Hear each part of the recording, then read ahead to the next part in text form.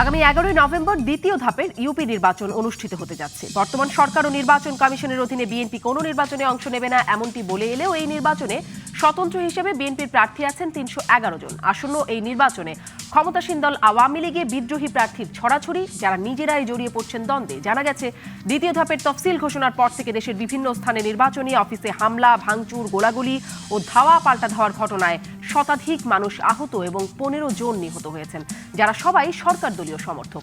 দলীয় সমর্থকদের মধ্যে এসব সহিংসতা এড়াতে তৃতীয় ধাপের ইউপি নির্বাচনে 88টি ইউনিয়নে আওয়ামী লীগের নির্বাচনী প্রতীক নৌকা না রাখার সিদ্ধান্তের পর এবার আরও কয়েকটি জেলায় প্রার্থিতা উন্মুক্ত চাইছেন আওয়ামী লীগের সংসদ সদস্যরা। এদিকে প্রচার শুরুর আগে থেকেই আচরণবিধি লঙ্ঘন করে সংঘটিত সহিংসতায় উদ্বেগ প্রকাশ করে নির্বাচন কমিশন বলছে তারা সহিংসতা কমানোর পথ খুঁজছে। কি সেই পথ? এসব নিয়ে আলোচনায় আজ অনলাইনে আমার সাথে যুক্ত আছেন সাবেক নির্বাচন কমিশনের অবসরপ্রাপ্ত brigadier general doctor M Sakhawat Hossain, যুক্ত আছেন সাবেক স্থানীয় সরকার সচিব আবু আলম মোহাম্মদ শহীদ খান এবং আছেন সুশাসনের জন্য নাগরিক সুজনের সম্পাদক ডক্টর বদিউল আলম মজুমদার। স্বাগত জানাচ্ছি আপনাদের তিনজনকেই আজকের রাজকাহনে। যেটি আমি শিরোনাম করেছি, ইউপি নির্বাচন নিয়ে এত সমস্যা কেন, এই প্রশ্নটারই একটা পর্যালোচনা আপনাদের তিনজনের কাছ থেকে একে একে শুনতে চাই। যেটি আমরা দেখছি যে প্রতিটি ইউপিতেই প্রায় বিদ্রোহী প্রার্থীর ছড়াছড়ি। বিদ্রোহী প্রার্থীদের মধ্যে সহিংসতা, মারামারিতে যে বিষয়টি উল্লেখ করছিলাম, আহত নিহত হচ্ছে, হতাহতের সংখ্যাটাও বেশ ভালোই বড় অঙ্কে হচ্ছে। তারপরে দেখছি যেখানে বিদ্রোহী প্রার্থী নেই, বেশিরভাগ ক্ষেত্রে বিনা প্রতিদ্বন্দ্বিতায় নির্বাচনের হিড়িক। একে একে যদি আপনাদের পর্যালোচনা জানতে পারি, প্রথমে ডক্টর বদিউল আলম মজুমদার, মানে কেন এমন অবস্থা হচ্ছে, আপনার পর্যালোচনা কি? আমাদের এর মূল কারণ হলো আমাদের ফায়দা ভিত্তিক রাজনীতি। আমাদের ফায়দা ভিত্তিক মানে যারাই ক্ষমতায় থাকে তারা তাদের নেতা কর্মীদেরকে, তাদের সাথে যারা যুক্ত, তাদের অনুসারীদেরকে বিভিন্ন রকম সুযোগ সুবিধা দেয়, অন্যায় সুযোগ সুবিধা দেয়। ন্যায়সঙ্গত সুযোগ সুবিধা দিলে কোনো সমস্যা নেই। তো এখন যারাই দলীয় কোনো পদ পদবি পায় কিংবা নির্বাচিত কোনো পদ পায়, তারাই কিন্তু ওই ফায়দার চেইনের সাথে তারা যুক্ত হয়ে যায় এবং ফায়দা চেইনের যারা যুক্ত হবে তারাই ফায়দা পাবে আর অন্যরা ফায়দা পাবে না। তাই যুক্ত হওয়ার জন্যই যে এরা মরিয়া, এবং এর ফলেই সহিংসতা হচ্ছে, এই যে মনোনয়ন বাণিজ্য হচ্ছে, তারপরে প্রত্যাহার বাণিজ্য হচ্ছে, ইত্যাদি ইত্যাদি এইসব গুলো হচ্ছে, এবং যার ফলে আমাদের পুরো প্রতিষ্ঠানটাই কলুষিত হয়ে গিয়েছে।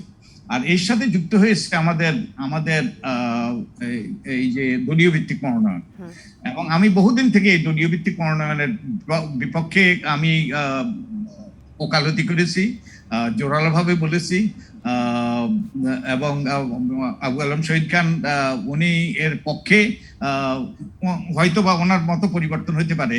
হ্যাঁ, আমাদের যদি সংসদীয় পদ্ধতি এখানে প্রচলিত হয় তাহলে দলীয় ভিত্তিক হবে, কিন্তু আমাদের যে রাজনৈতিক সংস্কৃতি, এই রাজনৈতিক সংস্কৃতিতে এখন এই অবস্থা, এই দলীয় ভিত্তিক মনোনয়ন আত্মঘাতী। এতে শুধু এই যে এই যারা প্রার্থীর সংখ্যা কমে যায়, কারণ দুই প্রধান দল, এখন তো আর এক দলের বাইরে আর কেউ নির্বাচন করতে চায় না, যেখানে ইয়ে থাকবে, প্রতীক থাকবে, যার ফলে অনেক ভালো লোকরা এখানে আসতে চায় না। আর এর ফলে মনোনয়ন বাণিজ্য, তারপরে সেই প্রত্যাহার বাণিজ্য, পম বাণিজ্য, এগুলো সবগুলো হচ্ছে। আর এই ভোটার উপস্থিতি, ভোটাররা আসছে না এবং প্রার্থী হচ্ছে না, অন্যরা প্রার্থী হচ্ছে না, কারণ নির্বাচনী ব্যবস্থার উপরে এবং নির্বাচন কমিশনের উপর মানুষের ব্যাপক আস্থাহীনতা। অর্থাৎ সরকারি দলে যারা প্রার্থী দেবে তারাই জিতবে, এবং নির্বাচন কমিশন এখানে এই যে নির্বাচন কমিশন নির্বাচনকে নির্বাসনে পাঠিয়ে দিয়েছে। অতএব এই অবস্থাই হওয়ার কথা। যেইভাবে আমরা এটা পরিচালনা করছি, যে সকল সিদ্ধান্ত আমরা নিয়েছি, এর ফলে এই পরিস্থিতি হওয়ার কথা, এবং এতে আমি আশ্চর্যিত নই মোটেই। ডক্টর বদিউল আলম মজুমদার, আরেকটি বিশ্লেষণ একটু বলবেন। আপনি বলছিলেন যে এই কারণের, মানে এই অবস্থার পেছনে প্রথম কারণটি হচ্ছে ফায়দা ভিত্তিক রাজনীতি। আমরা রাজনীতি দুটি বড় দলের মধ্যে একটি দলকে দেখছি, বিএনপির কথা বলছি, তারা দলীয়ভাবে এই নির্বাচনে অংশ নিচ্ছেন না, কারণ এই সরকারের অধীনে সুষ্ঠু নির্বাচন সম্ভব নয় বলে তারা বিশ্বাস করছে, এবং এই কথাটি বলেই তারা নির্বাচনে অংশ নেওয়া থেকে বিরত থাকছে, কোনো নির্বাচনে অংশ নেবে না বলছে। কিন্তু আমরা দেখছি যে স্বতন্ত্রভাবে বিএনপির প্রার্থীরা বিএনপি সমর্থিত হয়েও তারা নির্বাচনে অংশ নিচ্ছেন, এবং এই সংখ্যাটিও খুব নগণ্য না। এটি কেন হচ্ছে? এখানে ফায়দা ভিত্তিক রাজনীতিটা কেমন? না, এটার কারণ হলো যে তারা হয়তো যারা নির্বাচনে অংশগ্রহণ করছে তারা মনে করছে যে তারা ওখানে প্রভাবশালী প্রতিপত্তিশালী, এবং তারা হয়তো জেতার সম্ভাবনা আছে, হয়তো কিছু কিছু ব্যক্তিরা জিতবেও যদি সুষ্ঠু নির্বাচন হয়। কিন্তু তারা এই যে নির্বাচনে অংশগ্রহণ মাধ্যমে যারা যারা যাদের অবস্থান শক্তিশালী, যাদের ওখানে প্রভাব প্রতিপত্তি আছে, তারা ওই প্রভাব প্রতিপত্তিটা ধরে রাখতে চায় এবং একই সাথে নির্বাচনে অংশগ্রহণ করলে তাদের তাদের প্রোফাইলও বাড়ে। তারা যদিও ফায়দা পাবে না, তো এই তাদের এই যে ভবিষ্যতের বিবেচনায় তারা কেউ কেউ সেখানে প্রতিদ্বন্দ্বিতা করছে, সেখানে দল বাধা দিচ্ছে না। তো আমার মনে হয় ওই সব কারণে, কারণ স্থানীয় পর্যায়ে যে ওই আঞ্চলিকতা আছে, তারপরে আরো অনেক রকম ক্যালকুলেশন থাকে, ওখানে অনেক রকম বিবেচনা থাকে। তো সেই সকল বিবেচনায় তারা হয়তোবা মনে করছে যে তারা সুবিধাজনক অবস্থানে আছে, সেই জন্য তারা অনেকেই। ডক্টর বদিউল আলম মজুমদার, অনেক ধন্যবাদ আপনার বিশ্লেষণের জন্য। মানে প্রভাব প্রতিপত্তি বা জেতার সম্ভাবনা থাকলে নির্বাচনে অংশগ্রহণ, না হলে অংশগ্রহণ না, এটি নিয়ে হয়তো পরবর্তীতে আরো আলোচনা যাবে। আমি brigadier doctor M Sakhawat Hossain, আপনার পর্যালোচনা জানতে চাই। দেখুন, আমি দুটো জায়গায় ফোকাস করতে চাচ্ছি। একটা তো ডক্টর বদিউল আলম মজুমদার যেটা বললেন সেটা আমরা বলে আসছি অনেক। আপনি এক পদ্ধতিতে দেশ চলছে, আরেক পদ্ধতিতে লোকাল বডি চলছে। এখন সেখানে আপনার চেয়ারম্যান সর্বস্ব আর মেয়র সর্বস্ব, আর কারো কোনো পাত্তা নেই। কাজেই আপনি এখানে যে দলীয় প্রতীকে করছেন, দলের ভেতরে এখন এত বছর এই দলটি থাকাতে যে ধরনের সুযোগ সুবিধা তৃণমূল পর্যায় থেকে উপর পর্যন্ত পাচ্ছে, সেগুলো আপনারাও দেখছেন, আমরাও দেখছি। লিগ্যাল সুযোগ, ইলিগ্যাল সুযোগ।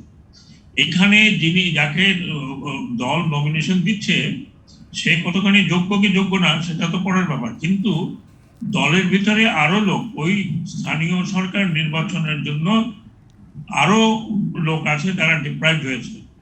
সেই জায়গাতে আমরা শুনি বিদ্রোহী বিষয়টা এই জন্য বলা হয় যে দল একজনকে নমিনেশন দিয়েছে, বাকিদেরকে দেয়নি, বাকিরা ইন্ডিপেন্ডেন্ট হিসেবে দাঁড়াচ্ছে। এখন সেই জায়গাতে তাদের যে দলবল, তাদের যে তৃণমূল পর্যায়ে যে সমর্থন, সেই সমর্থন এবং যাকে দেওয়া হয়েছে তার সমর্থনের মধ্যে আমরা দেখছি যে এক ধরনের মারামারি হচ্ছে, এক ধরনের চাঁদাবাজি হচ্ছে। এমনকি এও শোনা যায় যে কোটি কোটি টাকায় একজনকে বসিয়ে দিয়ে আরেকজন তার নমিনেশনটা নিয়ে নিচ্ছে অথবা তার সাপোর্ট নিয়ে নিচ্ছে।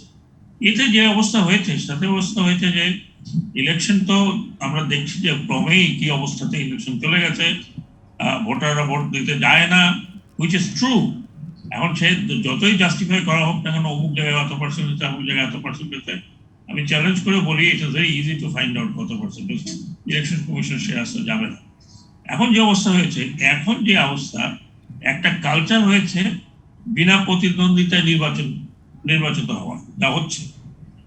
আবার আরেকটি কালচার নতুন দেখা গেছে, এবং এই কালচারটি কতদূর যায় সেটা আমি জানি না।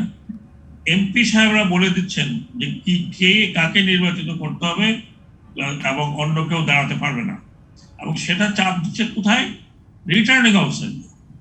রিটার্নিং অফিসার কারা? ইলেকশন কমিশনের লোক অথবা প্রশাসনের লোক। এই যেমন একটি শরীয়তপুরে যে ঘটনাটা ঘটেছে, এটা তো আপনি ডিনাই করতে পারবেন না, কারণ এটা ভিডিও করে এটাকে আপলোড করা হয়েছে। যে এমপি মহোদয়ের তরফ থেকে বলা হয়েছে যে এখানে আর কাউরও নমিনেশন পেপার অ্যাকসেপ্ট করা হবে না। আরো এক জায়গায় এরকম কথা শোনা গেছে, সেগুলো নেত্রকোনার কোথাও। এই একটা নতুন কালচার কিন্তু হচ্ছে প্রায় সব জায়গায়, হয়তো 2 জায়গায় এক্সপোজ হয়েছে, অন্যান্য জায়গায় এক্সপোজ হয়নি। তাতে কি হয়েছে? তাতে হচ্ছে যে এই পার্টির ভিতরে ক্ষতিগ্রস্ত কিন্তু এই পার্টি হচ্ছে, সরকারি দলই ক্ষতিগ্রস্ত হচ্ছে, কারণ তার তৃণমূল পর্যায়ে বিভিন্নভাবে ভাগ হয়ে যাচ্ছে। আরেকটু হলো যে মেম্বার পার্লামেন্ট যিনি আছেন এখন, তাকে যাই হোক একটা ইলেকশন ফেস করতে হবে।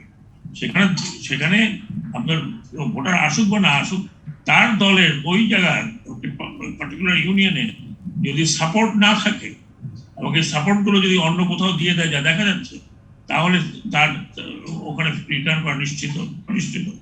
যেই কারণে উনি চেষ্টা করেন ওনার লোক যাতে চেয়ারম্যান হন, যাতে তাকে সাপোর্ট করে। এখন এই সমস্ততে হয়েছে কি, ইলেকশনের পুরো ইলেকশন সিস্টেমটাকে অ্যাটলিস্ট তৃণমূল পর্যায়ে যা দেখা যাচ্ছে টোটালি টপসি টার্ভি হয়ে গেছে। আরেকটি হচ্ছে যে এমনভাবে প্রভাবিত হচ্ছে যেখানে পলিটিক্যাল পার্টির লোকজন, মেম্বার পার্লামেন্ট, প্রশাসনের কিছু লোক, ইলেকশন কমিশন, রেফারিও না, সাইড লাইনে দাঁড়ায় পতাকা হাতে নিয়ে দাঁড়ায় আছে। এবং ইলেকশন কমিশনের যে ব্যর্থতা, যেটা আমরা দেখছি, যে ব্যর্থতার কারণে ক্রমেই ইলেকট্রাল প্রসেসটা আপনার দুর্বলতর হয়ে যাচ্ছে। এটা কিন্তু লং রান যে পার্টি এখন ক্ষমতা আছে তার জন্য সুবিধাজনক নয়, কারণ গোত্রে ডিস্ট্রিবিউট হয়ে গেছে। এবং একই সাথে বাংলাদেশের ভবিষ্যৎ গণতন্ত্র বলি বা গণতান্ত্রিক প্রক্রিয়া বলি, এটা কিন্তু দারুণভাবে ক্ষতিগ্রস্ত হতে যাচ্ছে এবং একটা ডেঞ্জারাস সিচুয়েশনের মধ্যে পড়েছে। ডক্টর সাখাওয়াত হোসেন, অনেক ধন্যবাদ আপনাকে। আমি জনাব আবু আলম মোহাম্মদ শহীদ খান, আপনার কাছ থেকেও সেই পর্যালোচনা জানবো। সাথে সাথে ডক্টর সাখাওয়াত যে প্রসঙ্গটি তুলছেন সেইটাও একটু বলবেন, যে শরীয়তপুর সদরের যে চিচলিয়া উপজেলার যে ঘটনাটি, সেখানে আমরা শুনছিলাম যে ভিডিওটির কথা ডক্টর সাখাওয়াত উল্লেখ করছিলেন যে এমপি স্যার বলেছেন এখানে ইলেকশন হবে না, সিলেকশন হবে, যদিও সেই এলাকার এমপি এটি অস্বীকার করেছেন। কেমন নজির সৃষ্টি হচ্ছে এগুলোতে? মানে এরকম ঘটনা কিভাবে ঘটে যেতে পারে? মোটাদাগে তো আমরা আলোচনা করে শুনেই ফেললাম। একটা হলো যে নির্বাচনে যারা যাচ্ছেন তারা জনসেবা তাদের প্রধান উদ্দেশ্য, তাদের প্রধান উদ্দেশ্য হলো বাড়ানো এবং এখান থেকে লাভবান হওয়া। এই যে ক্ষমতা বলয় বাড়ানো এবং লাভবান হওয়ার যে রাজনীতি অন্ধে অন্ধে ঢুকে গেছে, রাজনীতির যে পচন লেগেছে, তার একটা প্রতিফলন হচ্ছে আমাদের এই নির্বাচনগুলো। এবং সেই নির্বাচনে এই জন্যই মারামারি, এই জন্য সংঘাত, এই জন্যই মৃত্যু। এবং দেশের 50 বছর স্বাধীনতার পরে আমরা এই ধরনের সংঘাত, মৃত্যু, মারামারি বিচার করি, কিন্তু আমাদের দেখতে হচ্ছে। এবং আমাদের নির্বাচন ব্যবস্থা সম্পূর্ণ ভেঙে পড়ছে এবং নির্বাচন কমিশন সাইডলাইনে তো নাই মনে হয়। নির্বাচন কমিশন কোথায় আছে খুঁজে পাওয়া যাচ্ছে না। নির্বাচন কমিশন আসলে নাই বসে, এরকমই ভাবতে হবে। কারণ হচ্ছে আমি এখন শরীয়তপুরের ঘটনা আসছি, নির্বাচন কমিশন নাই কেন বললাম, এটার একটা যৌক্তিক বিশ্লেষণ আমরা করার চেষ্টা করি। শরীয়তপুরে যা দেখা গেল, ওখানে এগ্রিকালচার অফিসার উপজেলা, যিনি নির্বাচনের রিটার্নিং অফিসার ছিলেন, তিনি বললেন যে সমস্ত প্রতিদ্বন্দ্বী প্রার্থীরা উইথড্র করে ফেলছেন এবং তাদের জাল সিগনেচার দিয়ে এটা উইথড্র করা হয়েছে। নির্বাচনী আইন অনুসারে এই সিগনেচার যাচাই করার দায়িত্ব ছিল তার, এবং অথবা উনি নিজে হাজির হবেন যিনি প্রার্থী, বা প্রার্থীর যে প্রতিনিধি তিনি এসে এটা জমা দেবেন। প্রার্থী এবং প্রার্থীর প্রতিনিধিরা বললো যে আমাকে কিছু জমা দেন। পরে তিনি বাধ্য হয়ে বললেন যে আমাকে এমপি সাহেব নির্দেশ দিয়েছেন এই ইউনিয়নে কোনো নির্বাচন হবে না, সিলেকশন হবে। আপনি যেটা বলছিলেন, তো নির্বাচন কমিশন এটা জানার পরে আমি জানি না, আপনারা হয়তো জানবেন, নির্বাচন কমিশন কি কোনো ব্যবস্থা নিয়েছে আমি জানি না। যেহেতু আমি ভাবছি যে নির্বাচন কমিশন কোনো ব্যবস্থা নেয়নি, তার মানে কি? তার মানে নির্বাচন কমিশন দেশে নাই। দেশে নির্বাচন কমিশন থাকলে সঙ্গে সঙ্গে ওইখানকার নির্বাচনটা স্থগিত হতো বা বাতিল হতো। বাতিল হওয়ার পরে নতুন করে শিডিউল হতো এবং নতুন করে যারা নির্বাচনে অংশগ্রহণ করতে চান তাদেরকে বলা হতো যে আপনার নির্বাচনে আসেন, নির্বাচন আমরা ঠিক মতো করতে চাই। তো নির্বাচন কমিশন কোনো সময়ই দেখা যাচ্ছে যে বড় বড় ঘটনা ঘটলেও তারা নিশ্চুপ, নীরব, এবং তারা কোনো কথা বলেন না, কোনো ব্যবস্থা নেন না। তাদের কাছে যথেষ্ট ক্ষমতায়ন আছে। তৃণমূল পর্যায়ের এই নির্বাচনগুলি যদি তারা ঠিকমতো পরিচালনা করতে না পারে, তাহলে ইতিপূর্বে তাদের উপরে আরোপিত যেসব অভিযোগ আছে সেই সব অভিযোগগুলোই তো মানুষ সত্য বলে ধরে নেবে। এবং তারা কিন্তু তাদের বিরুদ্ধে আরোপিত অভিযোগ এবং তাদের কাছে যেসব নালিশ হয়েছে সেগুলোর ব্যাপারেও তারা কোনো ব্যবস্থা নেননি। যার ফলে নির্বাচন কমিশনকে খেলার মাঠে কোথাও দেখা যাচ্ছে না। তারা কোথায় আছেন, কোন রিমোট কন্ট্রোলে চলতেছেন, এটা আসলে মানুষ জানে না এবং নির্বাচন কমিশনের উপরে মানুষের আস্থা নেই। জনাব আবু আলম মোহাম্মদ শহীদ খান, এই যে আপনি বলছেন নির্বাচন কমিশন নাই, জনাব বদিউল আলম মজুমদার বলছেন নির্বাচন কমিশন নির্বাসনে গেছেন, ডক্টর সাখাওয়াত বলছেন নির্বাচন কমিশন ব্যর্থ, মানে আসলে এই ব্যর্থতাটা কেন হচ্ছে বলে আপনাদের মনে হয়? আপনি যদি একটু বলেন ডক্টর জনাব আবু আলম শহীদ খান। না, নির্বাচন কমিশন ব্যর্থ এবং ব্যর্থ কেন হচ্ছে এটা তো অনেক ব্যাখ্যা আমরা ইতিমধ্যে পেয়েছি।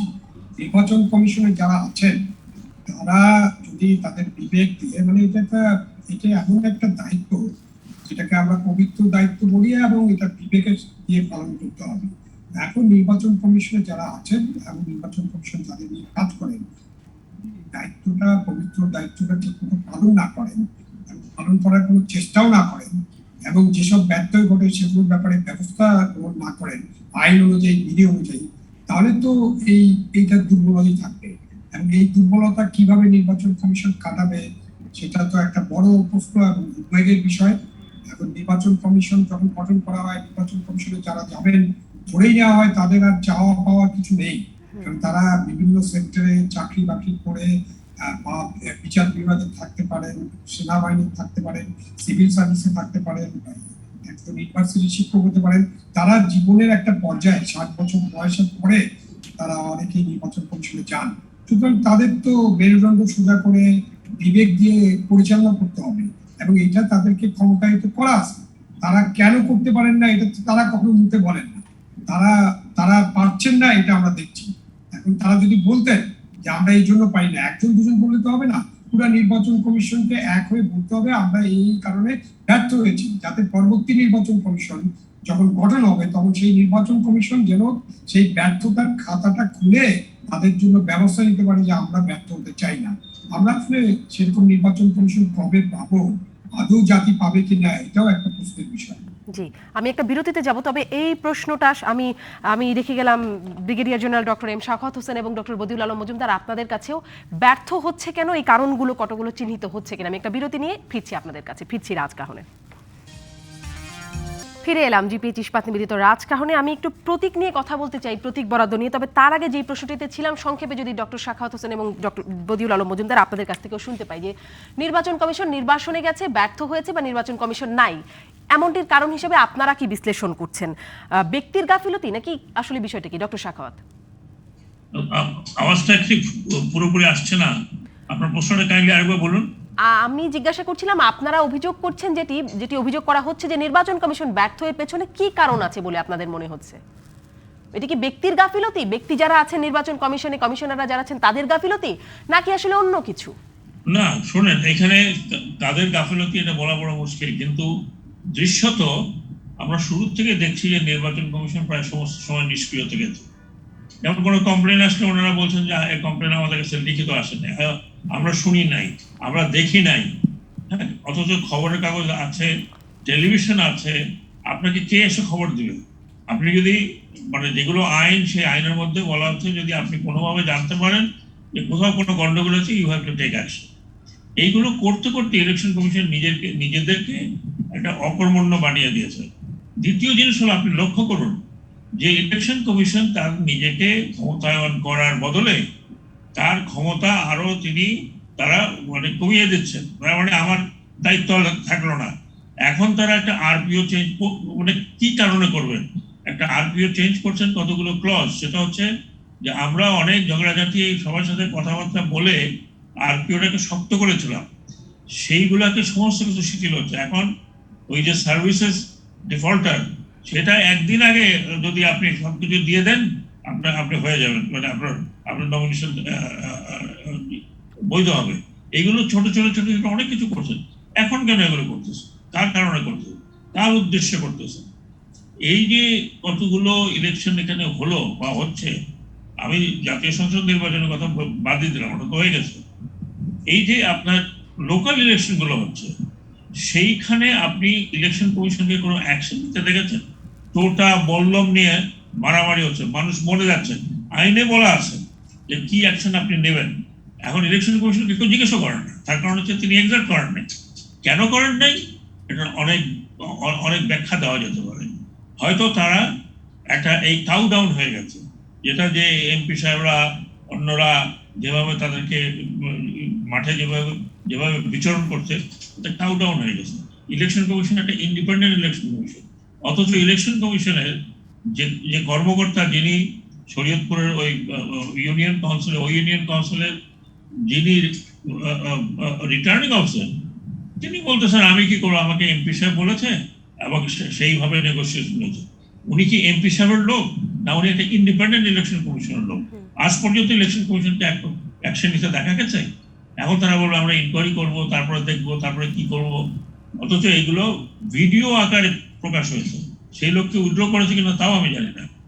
এখন কথা হলো, যদি আপনাকে এত শক্তি দেওয়া আছে, এত ক্ষমতা দেওয়া আছে, সেগুলো যদি আপনি প্রয়োগ না করেন, বুঝলাম ঠিক আছে যে আপনি কোঅপারেশন পাচ্ছেন না সরকারি কর্মকর্তাদের কাছ থেকে, আপনি পুলিশের কাছ থেকে কোঅপারেশন পাচ্ছেন না, হোয়াট অ্যাকশন ইউ টেকেন?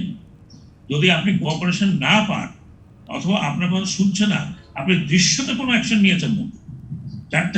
চারটা কর্মকর্তাকে বদলি করুন, 4টা কর্মকর্তাকে সাসপেন্ড করুন, যেটা আপনার কাছে আপনার ক্ষমতায় আছে। পুলিশকে আপনি জিজ্ঞাসা করুন। এই করতে করতে যেটা হয়েছে, এখন নিজেদের মধ্যে এখন একটা সামঞ্জস্য নেই। একজন একটা কথা বলেন, আরেকজন একটা কথা বলেন, আর চিফ ইলেকশন বলছেন নিজের মতো চলেন। এখন কথাগুলো হচ্ছে, যদি একটা ইলেকশন কমিশন যদি এটা একটা টিমের মধ্যে না থাকে এবং তারা যদি তাদের ক্ষমতাগুলো এক্সার্ট করতে না চায়, বরং ক্ষমতাগুলোকে আরো ডিপ্লিট করতে থাকে এবং শুধু খোঁজে যে আমাকে কেউ কমপ্লেন করেনি, কমপ্লেন করলে আপনি কি করবেন? ডক্টর সাখাওয়াত, মানে ক্ষমতার প্রয়োগ করছে না, এটি একটা বড় বিষয়। ক্ষমতার প্রয়োগ হচ্ছে না, ক্ষমতা প্রয়োগ করার মতো আমি মনে করি তাদের ক্ষমতা নেই। জি, যে একদম কারণে স্পষ্ট। নির্বাচন কমিশন, ধন্যবাদ আমরা বলি যেটা নির্বাচনে চলে গেছে একজন বলছেন। ডক্টর সাখাওয়াত, আপনাকে অনেক ধন্যবাদ। ডক্টর বদিউল আলম মজুমদার, এই যে ক্ষমতা আছে, ক্ষমতা প্রয়োগ করছে না বা প্রয়োগ করতে পারছে না, এই জায়গাটায় যেটি জনাব আবু আলম শহীদ খান বলছিলেন যে অবসরপ্রাপ্ত সরকারি কর্মকর্তারা আছেন, তাদের আসলে চাওয়া পাওয়ার কিছু নেই, কিন্তু সরকারি চাকরির বয়স শেষ, অবসরে গেছেন, কর্মক্ষমতাই কি কমে গেছে যে আসলে ক্ষমতার প্রয়োগ করতে পারছেন না? আমার মনে হয় দুটো কারণ মূলত। একটা হলো তারা চরমভাবে পক্ষপাতদুষ্ট। তারা এই যে ক্ষমতাসীনদের আজ্ঞাবহ হিসেবে কাজ করছেন, এবং তাই মধ্যরাতের ভোট, তারপরে এই যে এমপি সাহেবরা এইসব বক্তব্য দেন, যার ভিডিও আছে, আরো অনেক অপকর্ম হয়েছে। তারা ওই যে কি কানে দিয়েছি তুলো, চোখে দিয়েছি কি, পিঠে দিয়েছি কুলো, সেই রকম ভাব। তো তারা চরমভাবে পক্ষপাতদুষ্ট এবং তারা স্বার্থান্বেষী। তারা নিজের স্বার্থ দেখছে, তারা জাতির স্বার্থ, এটা হলো যে সাংবিধানিক পথ, তাদের দায়বদ্ধতা একমাত্র জনগণের কাছে, এবং তারা নিজের স্বার্থ দেখছে। আমরা জানি না কিভাবে তারা নিয়োগ পেয়েছে, কিন্তু তারা এই যে তারা দুর্নীতিতে লিপ্ত হয়েছে, তারা এই যে জনগণের টাকা ভাগ বাটোয়ারা করে নিয়েছে বক্তৃতা দেওয়ার নামে, প্রশিক্ষণের নামে, যেই জন্য তাদেরকে নিয়োগ দেওয়া হয়েছে, এবং তারা দুর্নীতিতে লিপ্ত হয়েছে। তো এগুলো তো ব্যক্তি স্বার্থ, যে ক্ষমতা ব্যবহার করে যখন ওই যে নিজে লাভবান হয়, অন্যকে লাভবান করে, এটা তো দুর্নীতি, এবং তারা নিজের স্বার্থ দেখছে। এবং এর সাথে হয়তো অযোগ্যতা এর সাথে যুক্ত হয়েছে। তাদের যোগ্যতা যদি থাকতো তাহলে অন্তত কিছু ক্ষেত্রে তারা ব্যবস্থা নিত। আর সবচেয়ে বড় কথা, তারা আমাদের অপূরণীয় ক্ষতি করেছে। তারা তো নির্বাচনী ব্যবস্থাকে ধ্বংস করেছে, তারা আমাদের এই যে মানুষের আস্থা হারিয়েছে। তারা যেমন একটা ক্ষেত্রে যে ইভিএম ব্যবহার করছে, এই ইভিএমটা হলো সবচেয়ে নিকৃষ্ট ইভিএম, এটাতে কোনো পেপার ট্রেল নেই। এই ইভিএম এ যেই তথ্য দেওয়া হবে, এই ইভিএম এর মেমোরিতে যেই ভোটের তথ্য দেওয়া হবে, সেটাই আমাদের গ্রহণ করতে হবে। কিন্তু এই নির্বাচন কমিশনের যে তাদের উপর কোনো আস্থা নেই, অতএব তারা ওই নাম্বারটা বদলে দিতে পারে। এবং বস্তুত তারা করেছে, চট্টগ্রাম সিটি কর্পোরেশন নির্বাচনে তারা দুইবার ভোটের ফলাফল প্রকাশ করেছে। একটা ইভিএম এ যেখানে ভোট হয়, সেখানে দুইবার ভোটের ফলাফল প্রকাশের কোনো সুযোগ নেই। তো তারা একটা নিকৃষ্ট ইভিএম আমাদের জন্য 11 গুণ, ভারতের তুলনায় 11 গুণ দামে ক্রয় করে নিকৃষ্ট ইভিএম আমাদেরকে দিয়ে যাচ্ছে, যেটা যার মাসুল আমাদেরকে আমি জানি না কতদিন ধরে দিতে হবে। আর শুধু তাই নয়, তারা যে স্বার্থান্বেষী কিংবা তারা যে সম্মানিত ব্যক্তি নন। যেমন আমাদের প্রধান নির্বাচন কমিশন সুস্পষ্ট হয়ে বলেছেন যে সব দলের যদি ঐক্যমত্য না হয়, তাহলে ইভিএম ব্যবহার করা হবে না। তখন সব দল তো বিরুদ্ধে একমাত্র সরকারি দল ছাড়া, সরকারি দল তাদের কিছু সীমিত সংখ্যক সহযোগী ছাড়া, তো তিনি তার কথাও রাখেননি। তো এইভাবে তারা অনেক ক্ষেত্রেই প্রতিশ্রুতির বরখেলাপ করেছেন, নির্বাচনী ব্যবস্থাকে ধ্বংস করেছেন, তারা চরম পক্ষপাতদুষ্ট আচরণ করেছেন। আর এই যে ব্রিগেডিয়ার সাখাওয়াত বললেন যে হ্যাঁ, প্রশাসনের তারা সহায়তা পাচ্ছে না, তারপরে আইন শৃঙ্খলা রক্ষাকারী বাহিনী তাদের কথা শুনছে না, এটা হয়তো সত্য, এবং তারা এই অবস্থা আসতে দিয়েছে। তারা যদি ব্যবস্থা নিত প্রথম থেকেই তাহলে এই অবস্থা আসতো না। আর তাছাড়া তারা এই অবস্থা যদি হইলো, ঠিক আছে, তারা কোনো সহায়তা পেল না, কিন্তু নির্বাচন হওয়ার পরে তাদের কিন্তু ক্ষমতা আছে। এই যে প্রথমত এই অবস্থা বিরাজ করলে তারা নির্বাচন বন্ধ করে দিতে পারে। এবং ব্রিগেডিয়ার সাখাওয়াতরা কিন্তু সেই ওই যে নারায়ণগঞ্জের নির্বাচন, নারায়ণগঞ্জ সিটি কর্পোরেশন নির্বাচনের বন্ধ করে দেওয়ার প্রায় দ্বার প্রান্তে পৌঁছেছিলেন। শুধু তাই নয়, নির্বাচন যখন বিতর্কিত হবে, নির্বাচন যখন কারচুপিপূর্ণ হবে, জালিয়াতি নির্বাচন হবে, তারা তদন্ত সাপেক্ষে নির্বাচন বাতিল করতে পারে। কিছু করেছে? তারা পক্ষপাত দুষ্টতা, তাদের অযোগ্যতা, তাদের স্বার্থপরতা, এটাই আমাদেরকে জাতি হিসাবে আমাদেরকে একটা ভয়ানক অবস্থা বলছেন আপনি। ধন্যবাদ ডক্টর বদিউল আলম মজুমদার। আমি জনাব আবু আলম মোহাম্মদ শহীদ খান এই প্রসঙ্গে কিছু শেষ যুক্ত করবেন কিনা আরেকটা প্রশ্ন করে দিই। প্রথম যে অংশটিতে আলোচনা হচ্ছে দলীয় প্রতীক নিয়ে, সেই অবস্থান থেকে আপনার অবস্থান কোনো পরিবর্তন হয়েছে কিনা? কারণ প্রথম অংশে আলোচনা হচ্ছিল দলীয় প্রতীক একটা অন্যতম কারণ এই যে সহিংসতা বা এই যে অনিয়মগুলো হচ্ছে, বিদ্রোহী প্রার্থীর ছড়াছড়ি, বিনা প্রতিদ্বন্দ্বিতায় নির্বাচন ইত্যাদি ইত্যাদির পেছনে এই বিষয়টা একটু খারাপ প্রার্থী মনোনীত হওয়ার। জি জি, অনেক ধন্যবাদ ডক্টর বদিউল আলম মজুমদার যোগ করবার জন্য। জি জনাব আবু আলম মোহাম্মদ। দলীয় প্রতীকের কারণে যে সমস্যা হচ্ছে এটা তো শাসক দল নিজেই এখন প্রমাণ করে দিল। শাসক দলই তো দলীয় প্রতীক দিয়ে নির্বাচনের ব্যবস্থা চালু করেছিল। এখন তারা যদি 88টা ইউনিয়ন পরিষদের প্রতীক না দেয় এবং বিভিন্ন জায়গায় প্রতীক না দেওয়ার যে দাবি উঠেছে, এর মাধ্যমে প্রমাণ হলো যে দলীয় প্রতীক দেওয়ার যে ব্যবস্থাটা ছিল সেই ব্যবস্থাটা তারা ঠিক মতো করতে পারেননি। এবং তারা এমন লোককে প্রতীক দিচ্ছেন যে প্রতীক নিয়ে অনেক ঝামেলা হচ্ছে এবং তাদের মধ্যে দ্বন্দ্ব সংঘাত হচ্ছে। আমরা যেটা বলছিলাম যে আমার অবস্থানটা কমপ্লিটলি ডিফারেন্ট এই কারণে, আমি মনে করি যে আমাদের সিস্টেমটা হলো পার্লামেন্টারি ডেমোক্রেসি। সেটা ভালো কি মন্দ এটা নিয়ে আমরা বিতর্ক করতে পারি। আমরা যদি কেন্দ্রীয় সরকারের পার্লামেন্টারি ডেমোক্রেসি চাই, তাহলে আমরা কেন লোকাল গভর্নমেন্ট ইনস্টিটিউটগুলোতে পার্লামেন্টারি ফর্মে যাব না? আমরা কেন সেখানে প্রেসিডেন্ট আইয়ুব খান নির্বাচিত করবো, একজন মেয়র, একজন ইউনিয়ন পরিষদ চেয়ারম্যান, একজন উপজেলা চেয়ারম্যান, আমরা কেন এটা করবো? সেই কারণে এটা একটা সিস্টেমেটিক চেঞ্জ করা দরকার, যেখানে পার্লামেন্টারি পদ্ধতির সরকার হবে, মানে স্থানীয় সরকার হবে। কারণ সেটাও আমাদের একটা সরকার, আমাদের সংবিধান দুটো সরকার অনুমোদন করেছে, একটা জাতীয় সরকার কেন্দ্রীয় সরকার, আরেকটি হলো স্থানীয় সরকার। সুতরাং সেই স্থানীয় সরকারের নির্বাচনগুলো পার্লামেন্টারি পদ্ধতিতে হবে। এটা যখন আলোচনা ছিল তখন বলা হলো যে এইরকম নির্বাচন যদি আমরা করি তখন কেনা বেচা হবে, সদস্য 12 জন কেনা হবে, একজন চেয়ারম্যান সবগুলোকে কিনে নিয়ে উনি চেয়ারম্যান হয়ে যাবেন। সেইখানে দলীয় প্রতীক দেওয়ার বা যে কোনো প্রতীক দেওয়ার প্রশ্ন আসলো, কারণ প্রতীক পেলে তিনি আর ফ্লোর ক্রস করতে পারবেন না। সুতরাং সমস্ত প্রার্থী ইউনিয়ন পরিষদ যদি আমরা ধরি, 12 জন প্রার্থী যদি দলীয় প্রতীক নিয়ে নির্বাচিত হন, তাদের মধ্যে মেজরিটি যে দল পাবে সেই মেজরিটি দল থেকে ইউনিয়ন পরিষদ চেয়ারম্যান নির্বাচিত হবেন। এবং তখন কিন্তু দ্বন্দ্ব সংঘাত কমে যাবে এবং কোয়ালিটি অফ ইউনিয়ন পরিষদ অনেক ভালো হয়ে যাবে। আমরা সবাই জানি, এখানে যারা আছেন তারা জানেন, আপনারা জানেন, ইউনিয়ন পরিষদ চেয়ারম্যান পদে প্রতিদ্বন্দ্বিতা করার জন্য বেশ কিছু ভালো শক্তিশালী ক্যান্ডিডেট পাওয়া যায়, কিন্তু মেম্বার পদে প্রতিদ্বন্দ্বী করার মতো লোক পাওয়া যায় না।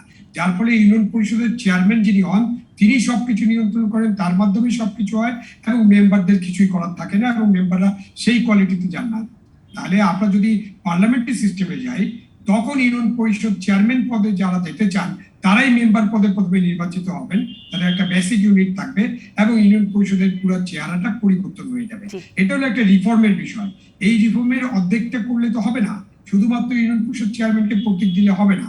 সুতরাং এই প্রতীকের এখন এই যে কাণ্ড হচ্ছে, সেই কাণ্ডের কারণে সরকার যেহেতু প্রতীক বরাদ্দ থেকে পিছিয়ে আছে, মানে রাজনৈতিক দল হিসেবে, তাহলে এখন প্রতীকের আর প্রয়োজন নাই। অনেক ধন্যবাদ জনাব আবু আলম শহীদ খান আপনার এই পর্যালোচনার জন্য। এই সব প্রসঙ্গে যদি আমি বিরতির পরে এসে আমার বাকি সম্মানিত দুই অতিথির কাছ থেকে একটু শুনতে পারি, আর একটু শুনতে চাইবো যে মানে এই নির্বাচনগুলো জাতীয় নির্বাচন কেমন হবে তার কি কোনো আভাস দিচ্ছে কিনা। ফিরছি রাজকাহনে। ফিরলাম রাজকাহনে। যে প্রশ্নটি করছিলাম আপনাদের কাছে, যে প্রতীক যদি বরাদ্দ না দেওয়া হয় তাহলে যে সমস্যাগুলো এখন দেখছি ইউপি নির্বাচন বা তৃণমূল পর্যায়ে বা স্থানীয় সরকার নির্বাচনের, যে সেগুলো কতটা সমাধান করা সম্ভব, সাথে সাথে সেই প্রশ্নটাও যে এই নির্বাচনকে সামনের জাতীয় নির্বাচনের কোনো আভাস দিচ্ছে কিনা। ডক্টর বদিউল আলম মজুমদার আপনার কাছ থেকে শুনতে। আমার মনে আছে এই ধরনের একটা প্রশ্ন করা হয়েছিল যে এই 2018 নির্বাচনের আগে আপনার এই প্রোগ্রামে আমি বলেছিলাম যে নির্বাচনটা সঠিক হবে না, কারচুপিপূর্ণ হবে। তো আমাকে তখন বলা হয়েছিল আই ওয়াজ ভেরি নেগেটিভ, এই যে আপনার পূর্বসূরি। আমার মনে হয় এই আগামী নির্বাচন কি হবে এখন তো বলা দুরূহ, তবে আমরা ভয়াবহ সংকটের মধ্যে আছি। আমরা সাম্প্রদায়িকতার একটা এই বারুদের স্তূপের উপর দাঁড়িয়ে আছি। এই যে কুমিল্লাতে একটা ম্যাচ ছুড়ে দেওয়া হয়েছে এবং এই যে আগুন জ্বলেছে কিছু জায়গায়, এবং এই বারুদের স্তূপটা কিন্তু বিরাজমান। এবং এই আগামী 2 বছরে কি ঘটবে আমরা নিশ্চিত নই। আমি কায়মনোবাক্যে বাক্যে প্রার্থনা করি কোনো অঘটন যাতে না ঘটে।